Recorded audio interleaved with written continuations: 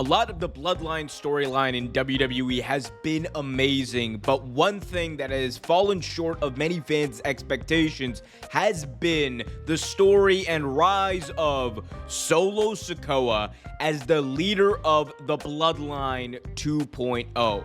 And it's not because Solo Sikoa doesn't have the potential to be a great leader. No. It's simply because Solo Sikoa has been put in an impossible position.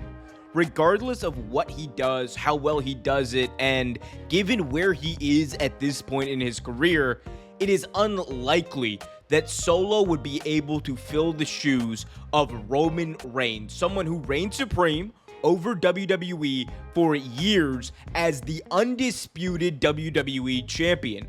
And while you could argue that Solo Sikoa would have been in that position anyway, and that's part of what gets him heat, and it's a good thing for the storyline, I'd argue that it doesn't accomplish the goal of getting heat on Sikoa in the way that WWE intends.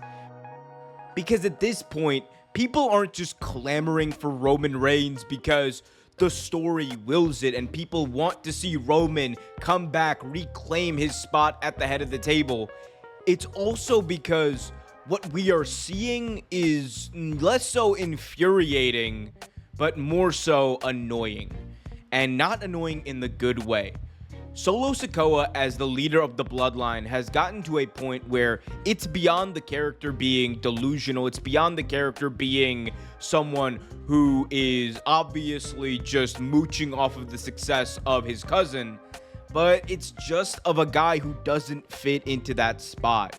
And I believe that if Sikoa had a little bit more experience, or if honestly his cousin Jacob Fatu was in that spot, someone who we know is a good to great promo, someone who we know in the ring is capable of delivering a very high quality match, we would be telling and we would be in a different story. But we're stuck with Solo. And that's not saying that Solo and his rise couldn't have been an interesting story.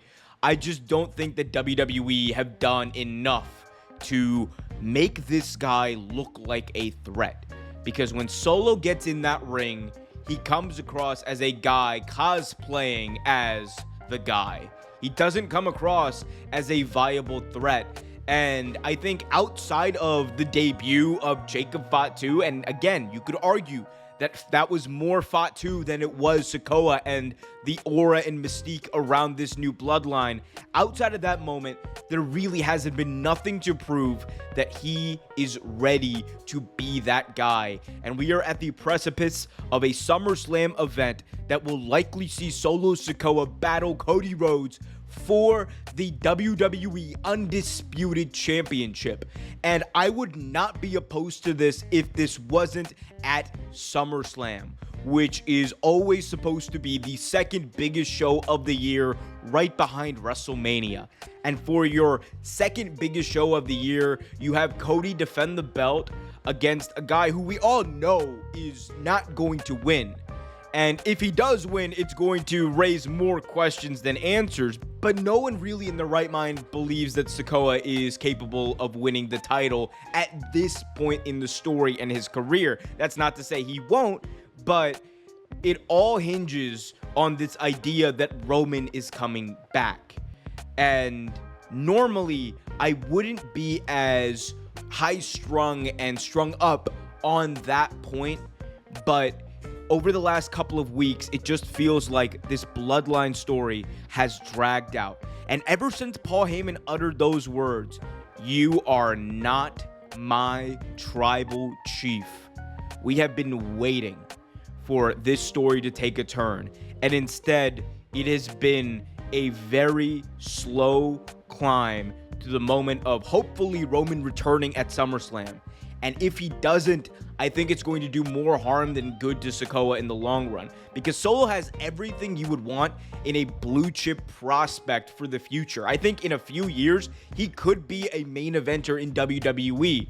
But right now, he just isn't there. And while it's good for him to get experience, I don't think that the story warrants it. I think that hopefully they are going to realize this and have Sikoa be turned on by this new bloodline, and The Rock or Jacob Fatu is going to be the one to end up taking over the reins, and then hopefully we get Solo kind of reuniting with his brothers, the Usos, Sami Zayn, and Roman Reigns as we gear up for Bloodline Civil War, something I've talked about a lot and something that I think every WWE fan out there wants to see. We want to see what happens when these two irresistible forces go head to head, when these two groups, led by two of the biggest stars, Roman Reigns and The Rock, finally go at it and prove who is indeed the one true head of the table.